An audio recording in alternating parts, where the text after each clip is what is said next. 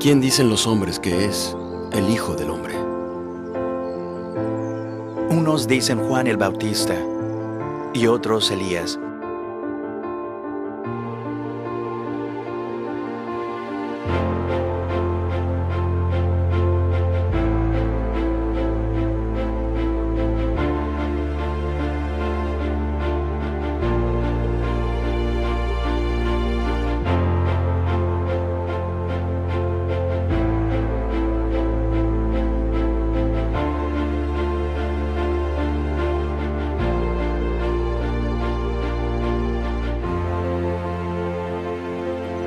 ¿Y vosotros quién decís que soy?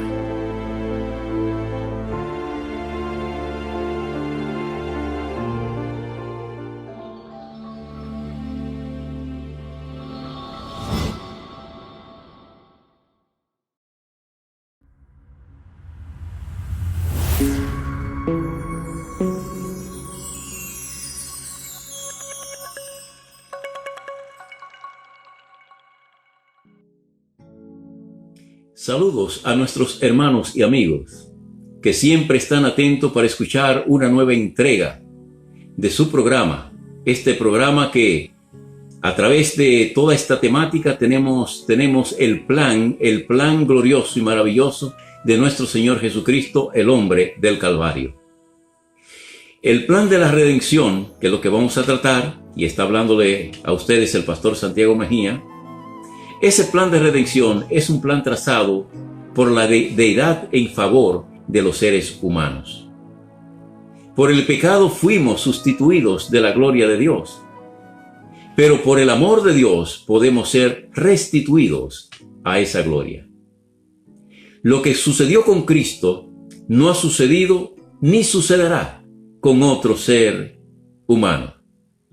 Con todo el sacrificio realizado, solo nos miró con amor, y Cristo trazó el plan de redención a fin de que obtengamos vida eterna. ¡Qué ofrecimiento tan maravilloso! Este ofrecimiento es gratuito para ti y para mí. Solo es mirar al Calvario y decirle: Señor, aquí estoy, perdona mis pecados y acéptame como tu Hijo. Después de escuchar este hermoso himno, vamos entonces a oír el tema, el plan de redención.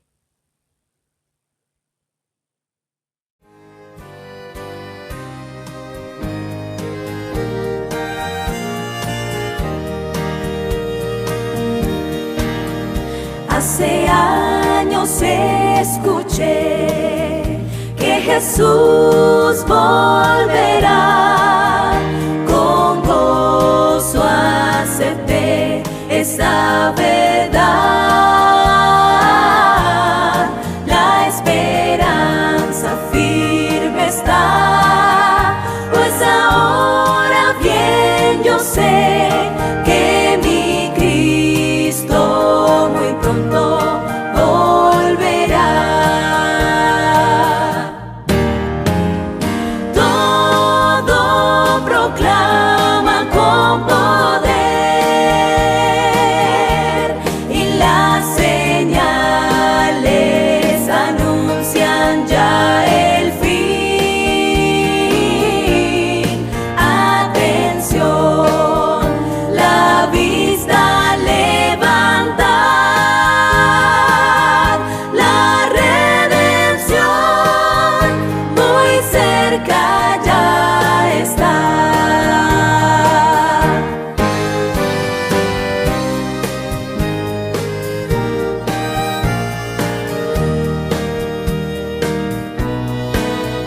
Odio y guerras por doquier, violencia y maldad. No dudes, vendrá el buen Señor. Su promesa cumplirá, por sus hijos volverá. Si confiad, pronto nuestro Rey vendrá. Todo proclama con poder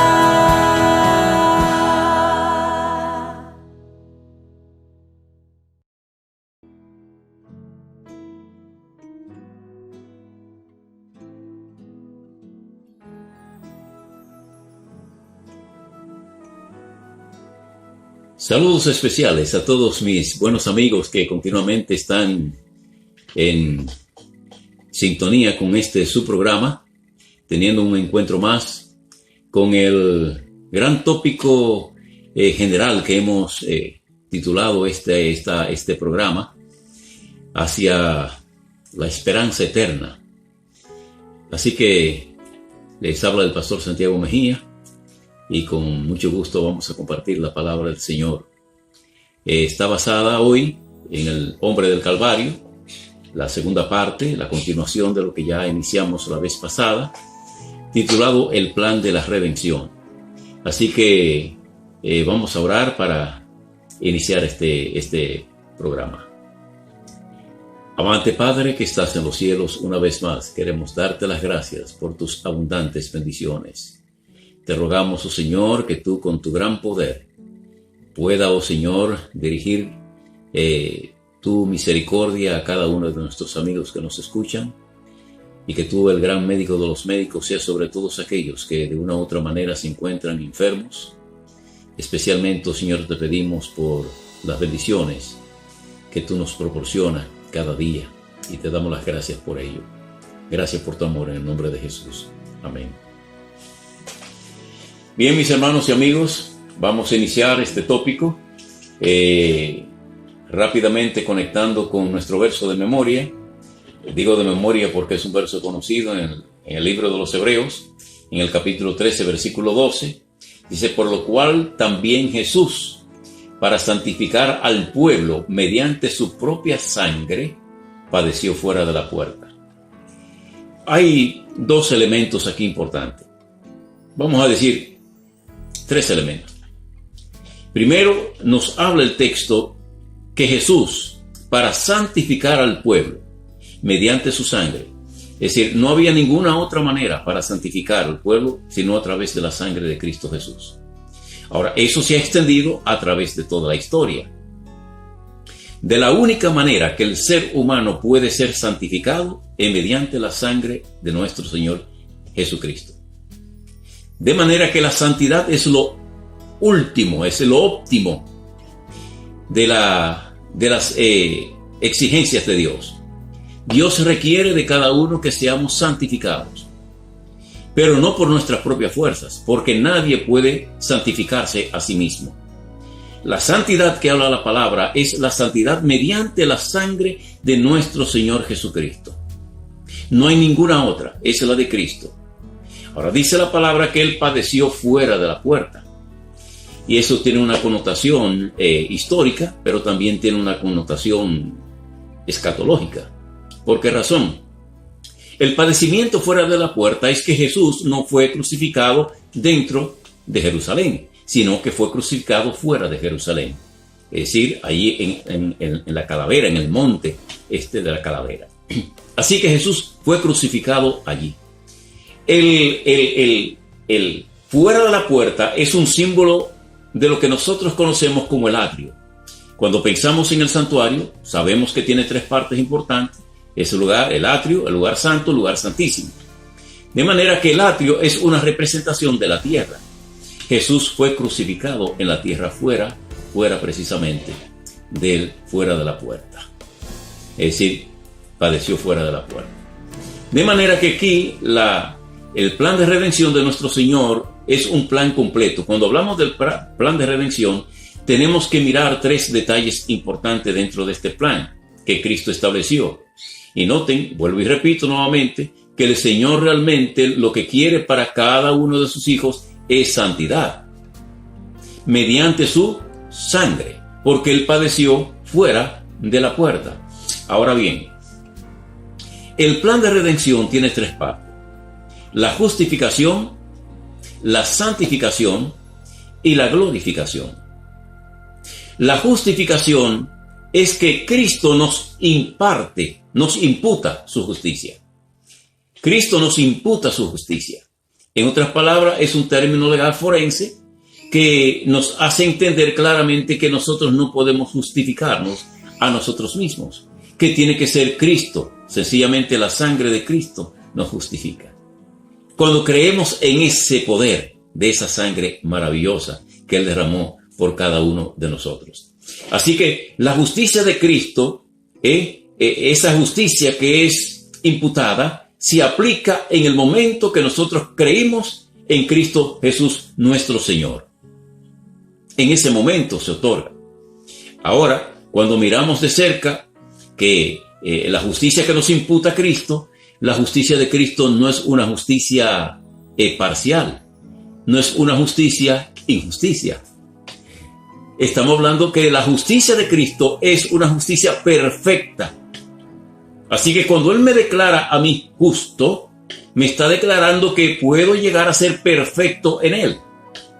Por eso llegará un momento de nuestra historia en el cual Él nos hará justo. Pero ahora Él nos declara justo. En segundo lugar, nos habla acerca de la santificación. Santificación es que Cristo nos imparte su gracia cada día. Es decir, inmediatamente Cristo nos justifica, en ese mismo momento Cristo nos santifica. Y continúa el proceso de santificación, que no es la obra de un solo día, es una obra de toda la vida. Es decir, toda la vida para acercarnos más y más y más a Cristo.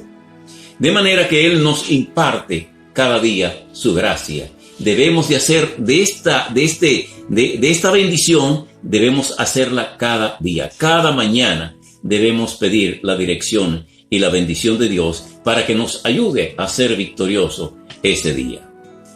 Y la tercera es la glorificación. La glorificación nos otorga una nueva naturaleza. Nosotros hemos recibido la primera y la segunda. Todavía no la hemos recibido la tercera, la glorificación. Porque es una nueva naturaleza que nos dice el apóstol Pablo que lo mortal será vestido de inmortalidad y lo corruptible será vestido de incorrupción.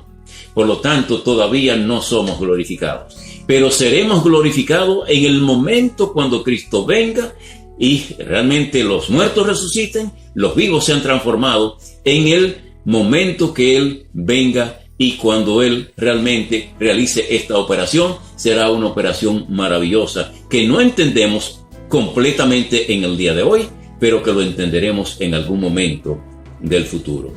Así que en eso consiste estas tres áreas del plan de redención. Ese plan de redención, Cristo vino a efectuarlo. Él se anonada, Él se hace nada, viene a esta tierra con el propósito de salvar a los seres humanos. Como mencionamos en la vez anterior, Cristo vino con dos propósitos: vindicar el carácter de Dios y redimir a la raza humana. Pero que en esa redención de la raza humana, Él tenía que padecer grandemente. Y nosotros encontramos en el libro de Isaías, que allí se habla que era sin hermosura, sin atractivo, varón de dolores, experimentado en quebranto, escondimos del rostro, ¿verdad?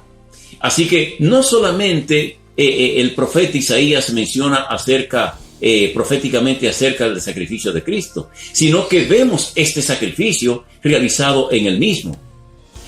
Vemos a Cristo en el Getsemaní. Vemos a Cristo en la cruz del Calvario presentado sin atractivos. Estaba lleno de sangre, con una corona de espinas. Estaba realmente Cristo allí prácticamente que solamente se podía ver a un Cristo crucificado y entregado por los seres humanos. Además de eso, fue desechado. Los judíos clamaron por otro personaje, lamentablemente. Procuraron otro personaje, varón de dolores. La multitud le golpeó, la multitud se burló, la multitud le abofeteó, la multitud le escupió. Realmente Cristo, el varón de dolores, pero además experimentado en quebranto. Y noten, cuando dice experimentado en quebranto, es que su corazón se desgarró por el pecado de todos nosotros. Es importante eso. Cristo no muere porque haya pecado. Cristo muere por nuestros pecados. Vamos a ver más abundantemente esto en temas posteriores. Pero dice la palabra que Él no abrió su boca. Como cordero fue llevado al matadero. No dice algo contra esto que te acusan, pero Cristo guardó silencio. Y como mencionamos la vez pasada, Cristo resucitó y vive. Y porque Él vive, yo y tú también vivimos. El mundo ha conocido grandes conquistadores que han llegado a ser emperadores, han llegado a ser presidentes, pero tuvieron siempre una batalla que perder. Cristo, nuestro gran capitán, nuestro gran general, el comandante de las huestes celestiales, nunca ha perdido una batalla. Su nombre es el símbolo de victoria. Su muerte no fue una derrota, como alguien ha querido señalar, que la muerte de Cristo ha sido una derrota. Déjenme decirle, mis amigos, la muerte de Cristo no es una derrota. La muerte de Cristo es una victoria contra el pecado. Murió sin cometer pecados. Pero más que la victoria de la cruz contra el pecado, es la victoria de Cristo sobre la muerte al resucitar. De manera que la muerte de Cristo no es una derrota. La muerte de Cristo es una victoria contra el pecado y contra la muerte. Por eso nos dice en 1 Corintios, en el capítulo 15, versos 51 o 57, lo pueden leer luego, pero voy a solamente a leerle una partecita que dice: ¿dónde está, oh muerte, tu aguijón? ¿Dónde, oh sepulcro, tu victoria?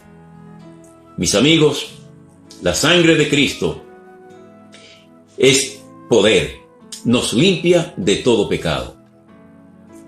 Pero esa sangre realmente fue derramada y es efectiva para todos aquellos que aman y creen en Cristo.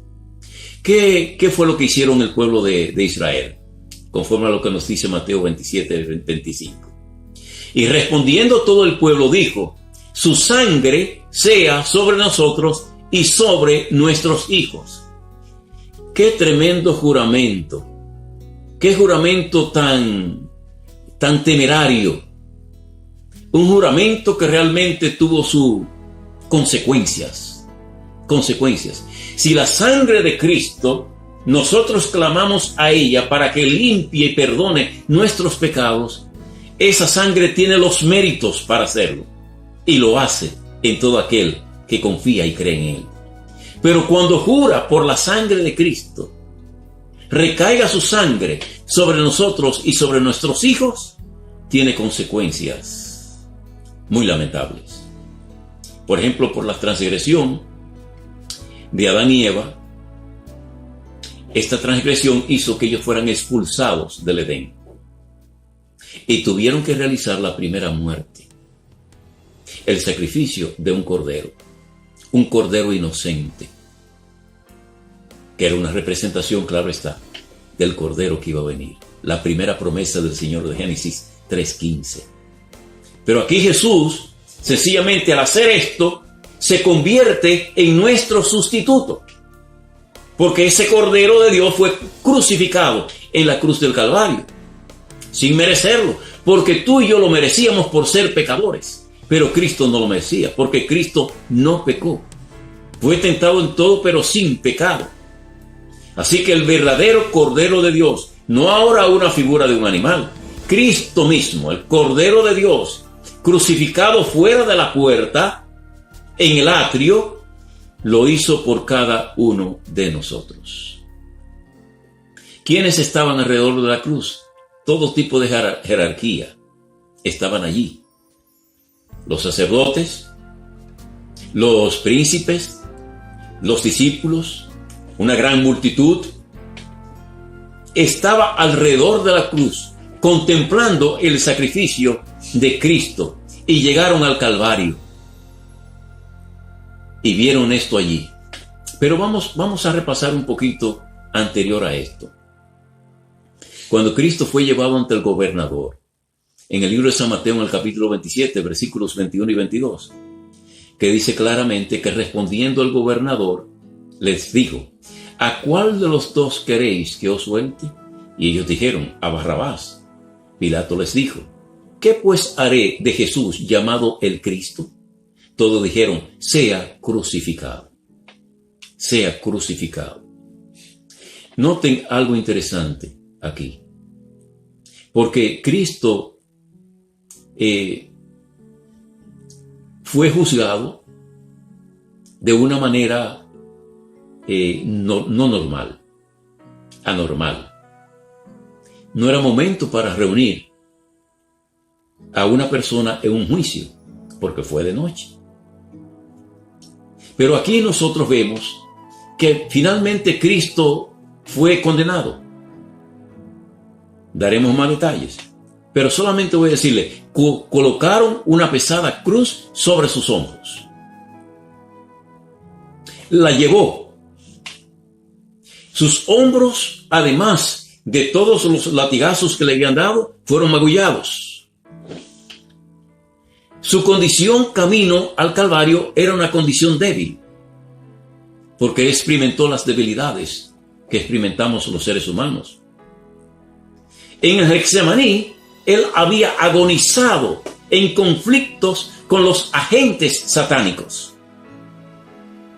Padre mío, si es posible, pasa de mí esta copa, pero no como yo quiero, sino hágase tu voluntad.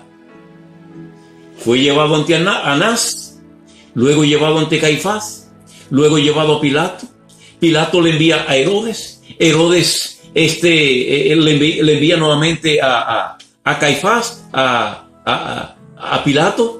Es decir, vemos aquí cómo juegan en este sentido con Cristo. De manera que Cristo, aunque abofeteado, escupido, él siempre glorificó a Dios. No hubo ningún tipo de duda en su mente de glorificar a Dios. Ante los embates que muchas veces nos corresponde a nosotros en esta vida, recuerden, mis amigos, hay que glorificar a Dios. Él conoce perfectamente nuestra entrada y nuestra salida. Hay que glorificar a aquel que tiene en sus manos no solamente la creación de nuestro universo, sino también la redención de nuestras vidas en sus manos. ¿Qué hicieron los sacerdotes? Los sacerdotes falsificaron las palabras de Jesús y trajeron falsos testigos. Dijeron, hemos hallado a este que pervierte a la nación. Jesús no había pervertido la nación, al contrario. Le estaba dando palabras de Dios. Además, las sanidades que él había realizado en diferentes lugares. Es decir, Jesús venía a ser para ellos el ungüento, el bálsamo que el pueblo necesitaba. Además dijeron, tampoco da tributo a César, cuando el Señor había dicho, da a César lo que es de César y a Dios lo que es de Dios. Dijo, y Pilato dijo, ¿qué voy a hacer con el Cristo? No. Él dice que es el Cristo. Pero ellos fraguaron el complot contra Cristo. Fue un complot directo contra Cristo. Y buscaron toda la manera de condenarlo por su propio testimonio, haciéndole preguntas inquisitoras. Pero Cristo no pronunciaba ni una sola palabra. Él guardaba silencio, pero su silencio era elocuencia. No había mejor palabras que el silencio de Cristo. Era como una luz que resplandecía de su interior hacia el exterior. Por eso Pilato inmediatamente reconoce que este hombre es inocente.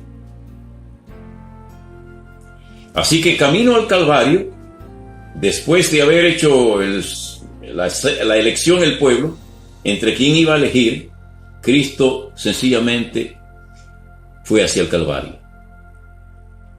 Y mientras iba camino al Calvario, la multitud no manifestó compasión. Solamente un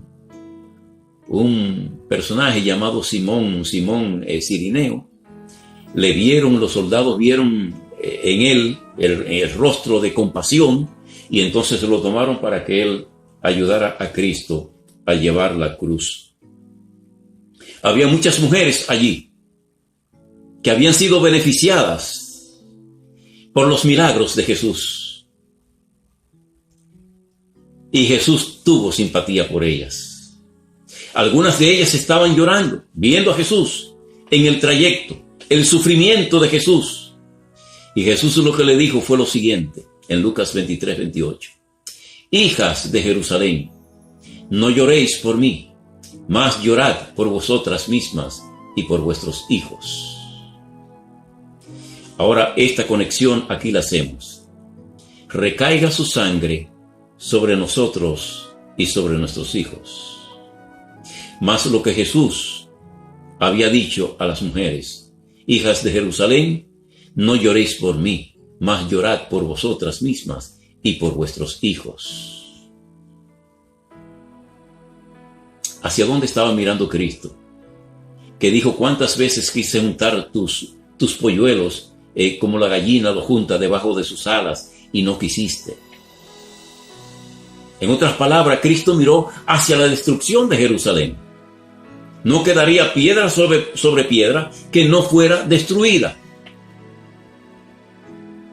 Y nosotros ya en ocasiones anteriores hemos dicho cómo las tropas de Tito Vespasiano rodearon a Jerusalén y hubo una terrible matanza allí. Y a Jesús, sencillamente, inocente, se le representa en las Sagradas Escrituras como el árbol verde.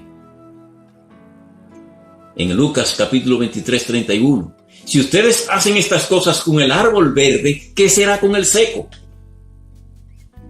De manera que Jesús allí es un redentor inocente. Porque la muerte que Cristo muere es la muerte tuya y es la muerte mía. Y Él la toma voluntariamente. Y lo que causa la muerte de Cristo no es una lanza en el costado. Lo que causa la muerte de Cristo son nuestros pecados. Por eso su corazón se desgarra. Además, porque Cristo realmente no sufre una muerte cualquiera. Sufre la muerte eterna. Porque la paga del pecado es muerte. Y esa paga del pecado es muerte eterna. Cristo murió la paga del pecado. No porque haya cometido pecado, sino porque tomó nuestros pecados voluntariamente.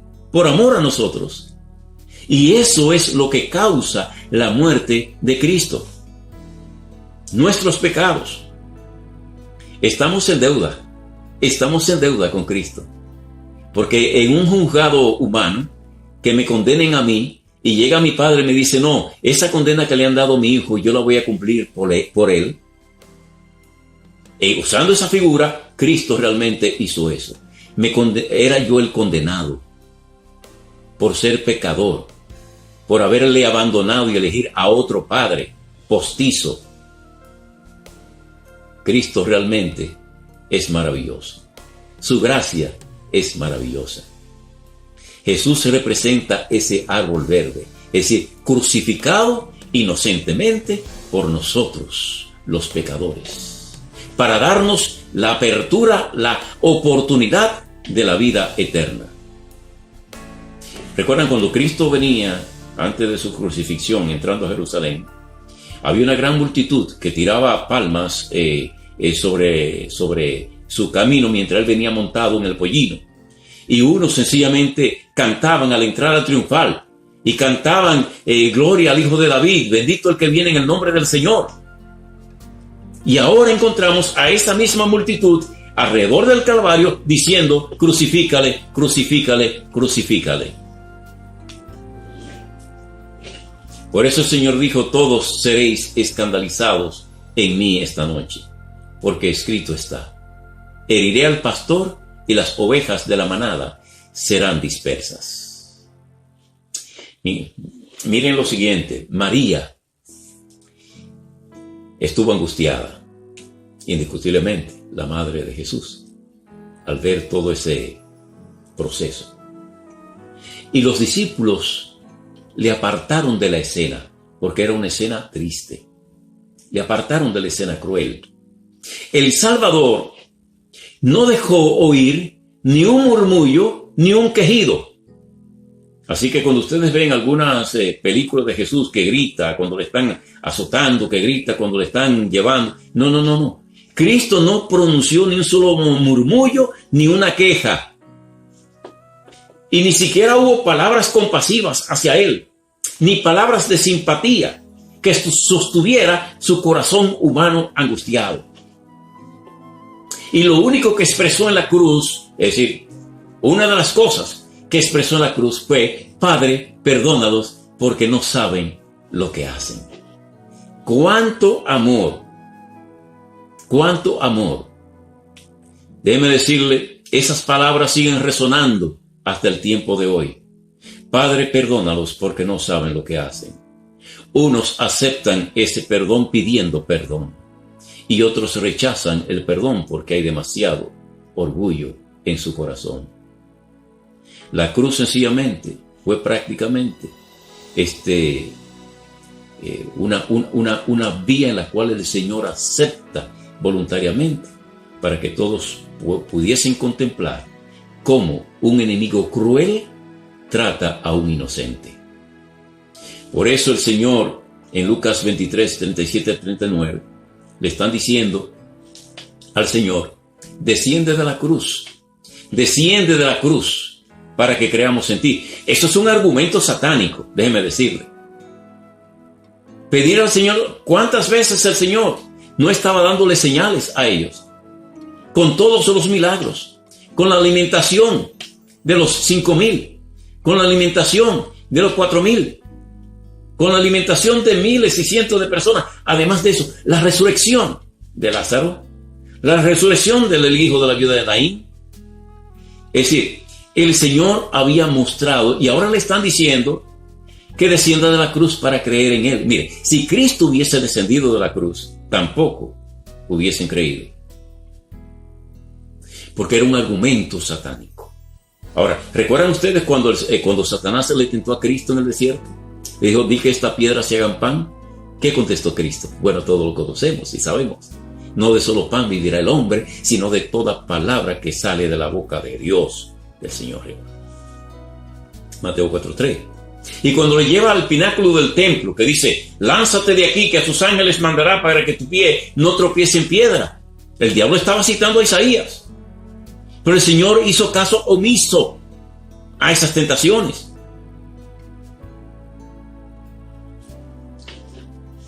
Y le lleva a un monte alto. A un monte alto.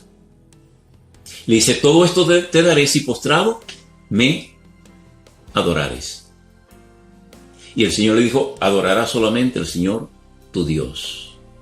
A Él solo servirás. En otras palabras, Cristo ejerció la fe pura en esos momentos angustiosos.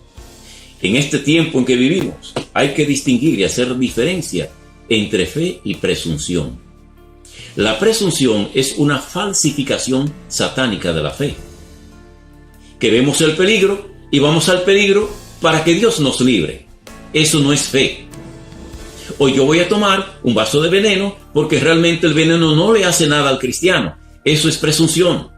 O yo me voy a exponer al coronavirus, el COVID-19 que anda por ahí, me voy a exponer porque yo soy cristiano, hijo de Dios, y a mí no me va a pasar nada. Eso no es fe, eso es presunción. Porque fe es aferrarse a las promesas de Dios y obedecerle. Eso es fe.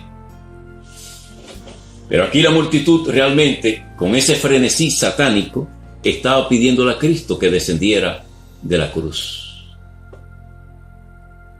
Mis amigos, ahí estaban al lado de la cruz los dos ladrones, ¿verdad? Uno le llaman al ladrón arrepentido. Realmente, no hay buen ladrón. Dice el buen ladrón, no hay buen ladrón. Lo que hay es un ladrón arrepentido. Y los dos estaban burlándose de Cristo, los dos. Uno estaba convencido de sus enseñanzas, pero estaba siendo engañado por los sacerdotes. Y otro había oído decir a Pilato, ningún crimen hallo en él. Mientras el otro se estaba burlando. Así que este hombre vio un espíritu de perdón en Cristo. Oyó a su compañero decir las palabras de reproche contra Cristo. Si tú eres el Cristo, sálvate a ti mismo y a nosotros. Palabras de reproche. Se aferró de Cristo. Miró su única esperanza en el último momento de su vida. Y le dijo: acuérdate de mí cuando vinieres en tu reino.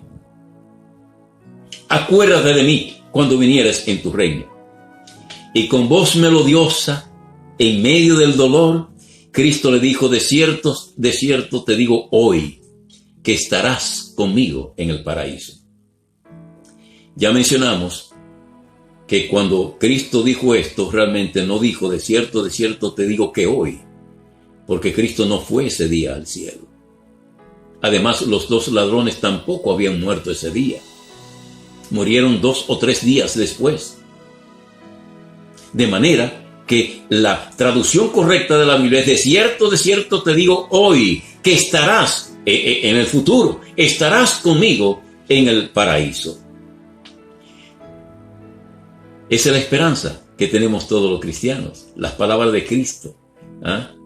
Y es mejor ir a Cristo temprano que tarde, ¿verdad? No hay que esperar la última hora para ir a Cristo. Hay que ir ahora para saborear sus bendiciones, para saborear su palabra, para conocer más y más. Mientras más nos acercamos a Cristo, más queremos ser como Él. Santidad a Jehová. Así que Él dio testimonio de su divinidad. Noten ustedes, El deseado de todas las gentes, ese libro famoso, que tiene una biografía de Cristo excelente. En la página 700 dice, en su humillación se había dirigido como profeta a las hijas de Jerusalén. Como sacerdote y abogado, había intercedido por el Padre para que perdonase a sus homicidas. Como salvador amante, había perdonado los pecados del ladrón arrepentido. ¿No es maravilloso esto? A la hora undécima. La ira de Dios contra el pecado continúa esa ira. Porque esa ira es un misterio malvado, misterio de iniquidad que separa al hombre de Dios y que le lleva a una muerte eterna. Por eso para mí es impensable que muchas personas piensen que van a estar pecando, practicando el pecado hasta que Cristo venga. Es impensable para mí. Practicando el pecado hasta que Cristo venga. Le estamos quitando todo el poder a Cristo de decir que Él puede santificarnos por su sangre que derramó en la cruz del Calvario, porque su sangre tiene méritos para santificarnos cada día. Dios y sus ángeles estaban al lado de la cruz. Ahí estaban. El Padre estaba con su Hijo, ocultando su gloria ante los ojos humanos, pero estaba allí llorando, por así decirlo, humanamente, sufriendo el sacrificio de Cristo, de su Hijo amado. Y cuando vino el temblor de tierra y demás, entonces muchos regresaron a la ciudad golpeándose el pecho y llorando de miedo, sabiendo que habían crucificado a Cristo, la esperanza de su nación y del mundo. En la página 703 del libro Deseado todas las gentes dice, el que calmó las airadas ondas y anduvo sobre la cresta espumosa de las olas, el que hizo temblar a los demonios y huir a la enfermedad, el que abrió los ojos de los ciegos y devolvió la vida a los muertos, se ofrece como sacrificio en la cruz, y esto por amor a ti. El rostro de Cristo brilló como la del sol. Inclinó su cabeza y murió. En ese momento los sepulcros se abrieron. El velo del templo se rasgó. Ya ese templo no era más santo ni santísimo. Por eso cuando nosotros vamos a las tierras del Medio Oriente, decimos vamos a las tierras bíblicas, no a la tierra santa, porque ya no hay más santidad, no hay más lugar santo ni santísimo en esta tierra. Así que Cristo trazó un nuevo camino, un camino nuevo y vivo. Tenemos un camino vivo que recorrer y en Cristo Jesús podemos recorrerlo, porque tenemos un abogado en los cielos que está constantemente defendiéndonos, intercediendo delante del Padre. Y debemos de decir, proclamar como Cristo, heme aquí para que haga, oh Dios, tu voluntad. Hacer la voluntad de Dios cada día. Por su propia sangre, Él entra una sola vez en el santuario, habiendo obtenido para nosotros eterna redención. Oh, mis amigos, que esta maravillosa esperanza sea para ti y sea para mí. Para todos aquellos que me están escuchando, Cristo es nuestra única seguridad, nuestra única esperanza en todo momento.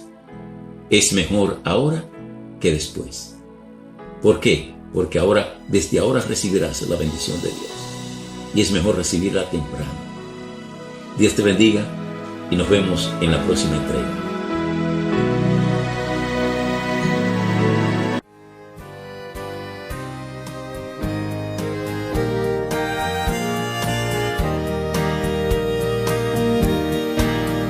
Hace años escuché que Jesús volverá.